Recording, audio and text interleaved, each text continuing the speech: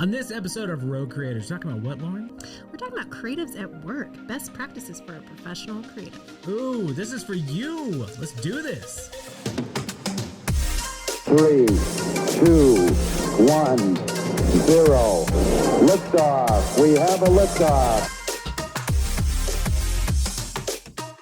Welcome back to Road Creators, presented by Go RogueX. My name is Brian Fitton. And I'm Lauren Lewis. And this is the podcast dedicated to marketers and creators who are wanting to serve first and stand out from the crowd. Make sure that you subscribe every single week, YouTube, as well as Spotify, Apple Podcasts, to get all of the tools and resources you need to be the go-to name in your industry. Let's go.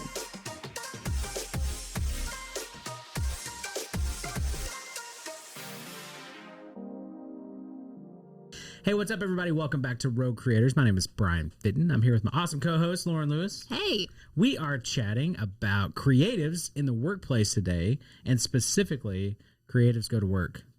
Yes, we're going to be talking about best practices for professional creatives, how to remain creative in a professional space. Absolutely. We talk about pillars a lot on this podcast. This one kind of flows into the business side and how to be a healthy creative, how to make sure that you're doing things the right way, but also working with people who are not necessarily full-on flighty creatives like myself, and how you manage those people, right, Lauren? Correct.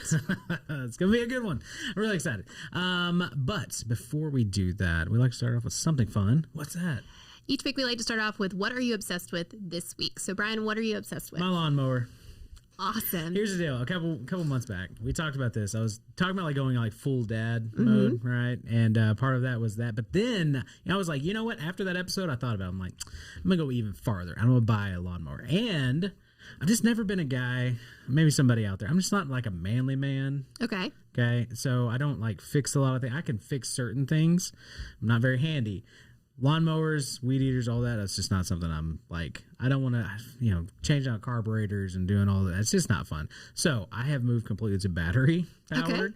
And my new lawnmower is like fully battery operational. And I went full like ecosystem Greenworks. Big shout out to Greenworks. Created an awesome product. So now like my weed eater and also my blower, and then my lawnmower, all are battery operated with the same battery. That's awesome. It's amazing. It's so easy. And it's like dual batteries, so that way I can burn through two of them and I can get all my yard mowed without having to worry about it and, weed eat and do all the things. So, man, ecosystems are nice. If you're a company out there creating products, just make it all work together. Oh, it's so nice. Maybe this is a question for not on the podcast, but as someone thinking about getting a battery-powered mower, is the battery life on it good? Like, can you get through your whole yard? Yeah.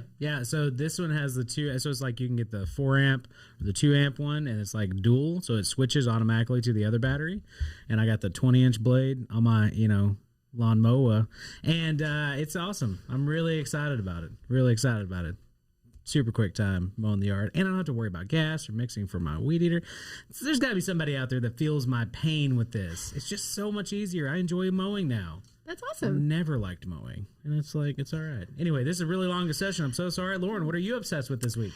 I am obsessed with Trader Joe's. Nice. I love going to Trader Joe's. We don't actually have one locally. We are located in Bentonville, Arkansas, and so word on the street is we might get one, but we are also the home of Walmart, and so we've always wondered if Walmart has kind of blocked Trader Joe's from being here, which for understandable reasons, but hopefully they will be here. But I love going to Trader Joe's because I am a working mom, and I enjoy the freezer section of Trader Joe's immensely. They have really high quality freezer meals that are really fast, but they're really good because most of the time the ones within Walmart or Target, they're just not good. Yeah, and so I've really enjoyed Trader Joe's having high quality products that are still really affordable for fast meals. And so shout out to Trader Joe's. You guys have helped a lot of moms out. That orange chicken is good. Yeah, it really is. Love it. All right, so let's jump into our episode today about creatives. So kind of explain a little bit about what this episode is going to be, Lauren, and where we're going with it. Yeah, so best practices for a professional creative is basically how to be a creative within your business or how to work with a creative. So kind of going over how that can be structured within a business so that you can support creatives or be that creative yourself that understands how to work with others, but also understanding needing disciplined time for creativity, and how to be a healthy creative. Because I think we all have a lot of the stereotypes of an unhealthy creative. Yeah. And so we really want, here at Go Rogue X, we have a huge team of, well, not huge, but like a large team of creatives. And so we talk about this quite often. So we really want to talk about it on the podcast. For those of you listening that are rogue creators, yeah, of how to be a healthy creative and how to relate to others. Yeah, absolutely. And I think, just being a creative in general, like it's so vital to have people in your life who can help steer you, because again, I have 20 ideas every time I wake up in the morning. Like I'm just like cranking through all this stuff. I'm wanting to do everything, do all the stuff. And there's a lot of times it's not healthy. Right. And so I know that there are a lot of like solo, and especially our marketers who are creating content, who are doing cool things. A lot of times you don't have that community of people. Like you're just trying out ideas, and it may be a boss who's saying, hey, no, we don't need to do that. No, what's ROI on all these things that you're wanting to do? And so we're trying to be here as a community for you as a solo creator. Mm-hmm. And so we're trying to help you in the workplace be able to do all the things that you want to do that will be productive and not just time wasting and money wasting as well. And so anyway. Yeah. Sure. So kind of first is when we're talking about best practices for a professional creative, is that you need more than creatives on a creative team. I think we often can fall into the category of we all need to be the same, mm-hmm. and that's not very true at all. Yeah. And a lot of times that only causes further clash of having so many creatives in a room and no one to help kind of put their ideas into motion. And so we definitely believe that here at Go Rogue X. Like we try to have a nice balance of those that have more of an analytical mindset to those that have a creative mindset, or even just a blend of that, because I actually believe that everyone has creativity within them and can be a creative themselves. But then you also have the overarching that like my whole job is a creative aspect. Yeah, absolutely. Well, and I think even as somebody who's making things, building things, creating things, you can kind of get in that mindset of feeling very alone in that sense. Mm-hmm. And so again, having somebody that can kind of help guide you and direct you in your creative process is just a really good thought. Yeah, absolutely. So when we talk about for each creative idea that you have, whether you're working with someone who is a creative or you are the creative themselves, understanding that you need to be able to actually execute that idea, have a timeline, and have realistic expectations for that. We talk a lot about, we have a lot of brainstorm sessions around here about great ideas. And the thing is that if nothing's written down, if nothing's executed, really that time was really wasted. It's just putting those ideas out into the air and then they drop and then nothing happens. Yeah, no, that's a big problem around here, especially myself who's a verbal processor mm-hmm. when it comes to ideas and stuff. I'm not good at outlining all of that, putting that into an email. That's why Marco Polo, we've talked about that app before. Like that's always a good thing for me to be able to like verbalize what I'm trying to think or what I'm trying to communicate. And with this, you're right. If there's no direction with it, like all those ideas fall flat. Yeah. So we need somebody to actually document that, say, hey, what's the plan that we're going to put in place to make this happen? Or I think between you and I, right. being able to say, here's the big idea. We cannot get to this idea for the next 4 months, mm-hmm. and that's when we're going to implement it. And are you still going to be as excited about this idea 4 months from now? Yes, absolutely. I think also, we're definitely not saying that if you're a creative, you need to be partnered with some stiff analytical accountant type. That's not really what we're talking about. It's more, we have found that a lot of creatives thrive in understanding that it helps to be partnered with someone who can think of more in that to-do list style. And we practice around in the business standpoint more of an EOS system. So Bryan is very much the visionary and I'm very much the integrator. And so someone who can integrate your ideas just to make sure that those things actually happen. Yeah. And it might be you. Honestly, you might have to have the discipline to be able to say, hey, here's the big idea. I have a team, friends around me that I can bounce ideas off mm-hmm. of before I actually am then putting them into place. Because again, those 20 ideas, maybe 2 of those are actually something that are a reality. Right. And if it's just you and you're like, well, I'm just a solo creator, I don't have a team. I think having those people, that community around you is really, really important. But if it also might be that discipline section of you that's saying, okay, I need to integrate my ideas. It's time to stop the brainstorm session. It's time to actually say, these are the ideas I have. How can I put them into motion? Actually write a written plan and set some goals for that. So one of the things that's really helped me, I lead a lot of our team. And so one resource that I think is really great if you are in a leadership role and you're dealing with a lot of creatives is a book called Herding Tigers. That's also, he has a podcast where he kind of details those chapters by Todd Henry.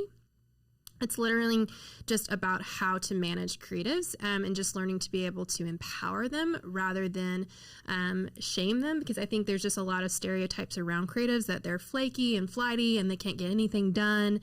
And those things aren't true, actually. Well, sometimes. They can be, but it's not the full picture. Yeah. And so really having more of empathy with creatives and understanding and to value them so that they can do their best work as well as helping you. And so it's a great resource. I would definitely check it out. Yeah, absolutely. We talked about the community aspect as well, and I've gained so much value out of the communities that I'm a part of, especially the Facebook groups that I'm in, and even Rogue Creators, our Facebook group. That is one that I would direct you to, because there are a lot of people that are saying, hey, here's my idea. What do you guys think? I've also thought about these 5 different designs. Which one should I pursue? And that is, again, that's vitally important if you don't have somebody who is kind of partnered with you and you're walking this together. Yeah, so it's definitely a vital thing. And I would recommend that book. That book has changed, our whole process, right? And has really helped us really, nail down exactly what we're doing here. So right. So another thing to help really push yourself as a professional creative is to have disciplined time to be creative. And I feel like that's kind of where we've been going with this whole point of just being a creative does not mean that you just completely kick discipline out the window. Actually, if you empower yourself to be a disciplined creative, you will be able to do so much more. And so what we have found from talking to creatives, whether you're a photographer, a graphic designer, you're an author, whatever that is that you're taking time to allow yourself to be creative. It's not just, I'm going to be just disciplined, I can only do these things. You allow yourself to have kind of a blank canvas to do what you do best, which is create. Yeah, we have just in the church world, we talk about Sabbath a lot, and it's like taking that rest. Right. And so I think in that sense of being able to say, hey, this is my hour where I don't look at my phone. I am literally just going to sit and think. I'm going to whiteboard. I'm going to kind of brainstorm. I'm going to kind of get some stuff out there. Allowing yourself that time is so important, and it's refreshing, as well as being able to say, hey, this is what we're going to do next, and blocking off that time. We've had different people on the show. I'm trying to think of who in general, but talked about time blocking and time management in this space and being able to be disciplined even in your creative efforts, right? And not feeling bad. I think for me, I feel bad so many times coming into a session and being like, well, I need to get all this stuff done, and not allowing myself that time to sit down and think through ideas and then really dream, before we actually go to implementation.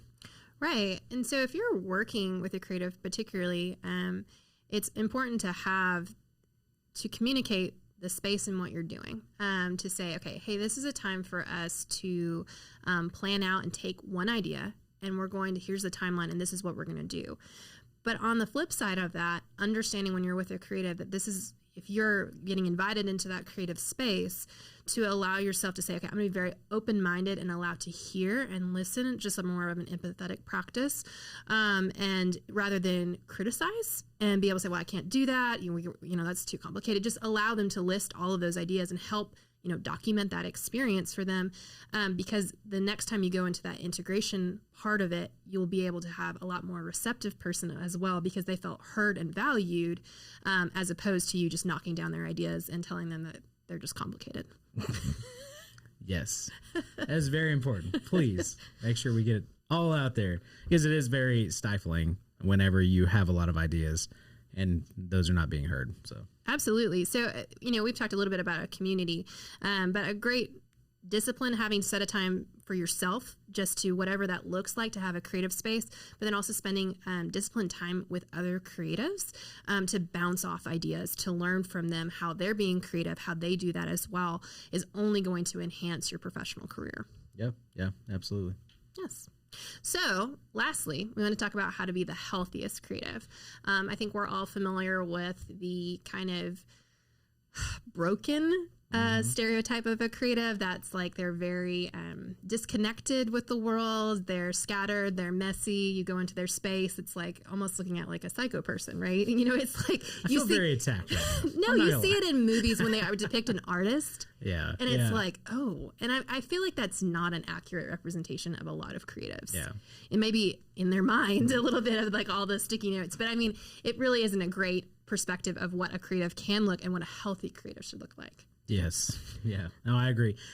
But a lot of times people do need, especially myself, if I'm walking in, I want things to be clutter free. If I'm actually going into, editing, if I'm doing photos or video or something like that, like I have specific music that I have to put on. Like there's a lot of those things that have to play out in order to not just have chaos everywhere. But some people do like that. Some people have the chaotic systems that they know exactly where they put things, even though no one else could find that. So our top tips for being a healthy creative first would be to take time for mindfulness, whether this is meditation, yoga, journaling, whatever that looks like for you, taking time to really be yourself and allow yourself to be yourself. Yeah, yeah. Absolutely. Yeah, I don't meditate, and I should, and I've always wanted to, and there are a lot of great apps out there that would help with that. Yes. I have quiet time myself in the mornings and different things, but the actual time to like sit and just be present is very, very important. It's always helped me anytime I have any type of retreat like that. I do try that in every quarter to have something where it's like, hey, go sit and just not think about anything and be fully and completely present. That's something I'm working on too. Right. But it definitely helps. Yeah. The second would be to get a mentor in your niche field. This is really helpful to have somebody that, especially if you're a solo artist, to have someone who has the empathy of what it's like to be in your field or industry particularly. I know that you've had a lot of success with that. You used to have a photography podcast where you could talk to other photographers about, just everything photography related. Yeah. Yeah. Well, I think especially in the creative world and the art world and photography, video, you feel very much alone. You feel like an imposter. You feel like you're not doing it the way everybody else is, and that you are falling behind. At least those are my own personal insecurities. And then when I started talking to people on that podcast, they felt the same way. They're like, I didn't really know about the lighting in this. And like, the lighting is phenomenal. Like, I think this is great. And so getting that affirmation from other people who are in that space, especially people who you look up to, is so important to help fuel that creativity. And as well as the community, man, just the amount of people who are just mean to each other. And then all of a sudden you can get behind the scenes a little bit with them and realize we're all kind of in that same spot. And anytime somebody is being mean, it's from a place of insecurity and or judgmental or whatever that is. Get into those spaces with people. And I mean, I used to not have any creative friends at all. And then I put myself out there, and that is who I have now in my life. And we bounce ideas off of each other, and you kind of get to a place of trust. And man, it makes all the difference in the world whenever you're trying out new things. You're less scared because people are going to be not as judgmental, I guess. Awesome. Thanks. So the third would be to take care of yourself. We see a lot of creatives that they have a drive to go for something they're really passionate about. And sometimes it can be difficult to give up everything in pursuit of that, and that's not healthy. And so we really push for having physical, mental, and emotional health in all areas. And we really also push like really strong family life here at our company. But really, like when your work is your passion, just setting correct boundaries to make sure that you can continue to create in a healthy way. Yeah, it's an ongoing project, obviously, and being able to actually have that, like, hey, we work Monday through Friday, but we have certain nights of the week for myself and my family where Monday nights we don't do anything. We don't plan anything. That is just whatever pops up. We hang out. We have fun. I don't bring my laptop home on certain days, just to make sure that I am abiding by those rules too, because it's very easy. I'm a head down working type of guy, and especially if we're working on a project, I want to get it done. I'm excited about it, and I just burn myself out, and then my family feels the weight of that as well. And so it's just not, and the team too. I push the team a little too hard sometimes because in my own personal ideas of like, we got to get this done. It's super exciting, and understanding everybody's not as passionate about the project as I might be. And that's okay. So Right. it's good, actually. Yeah, and I think that's like when you're working within a community is understanding that it's okay that someone doesn't share the same passion as you do. It should fuel and you be able to communicate that, and that's a skill in its own of learning how to communicate your passion and why it's important to you. But that is okay as long as you have an understanding community that will, respect those boundaries and everything like that, and be willing to say, hey, I respect your passion. We can't do that right this second, but we care about it and we will get to it. Yeah, absolutely. Absolutely. The last thing, I think this is really hard for a lot of creatives, is to learn how to take failure as another step to success. Tell us about that, Bryan. No, it needs to be perfect. And everybody agrees that it needs to be perfect when we launch it. No, it's the fail fast, iterate often. I've said that several times from our friends at Rev Unit down the street. I learned that from them they're just constantly like, fail as many times as you can, because that's only going to help you improve your product, improve your customer service, improve whatever you are creating and within your business, because you're testing everything. And that is something we push with our clients too. Test it. Make sure this is not just going to be the end all be all thing every single time you launch it. You have to understand that, you're going to make mistakes, as hard as it is. Yes.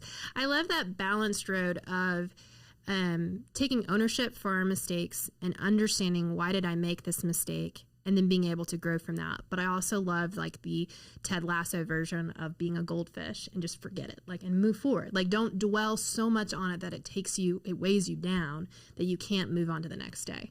Yeah. And so it's a very balanced road. We will make sure we learn from our mistakes, but we also don't want them to hold us back. Yeah. Yeah. Man, this was a pretty heavy and deep podcast episode, but I really hope that you enjoyed it, and also that it helps you. Mm-hmm. So if you did, please let us know. Leave us a review and on iTunes, or join our Facebook group and let us know what your ideas that you like in the podcast, because obviously we want to keep discussing things that are helping you as a creative, as a rogue creator, or someone who works with crazy rogue creators. We want to make sure that we're providing you enough value for that. So make sure you jump over there and then subscribe in all the podcast players. We'd love to, like I said, get your feedback. And until next time, we'll see you then. Thanks.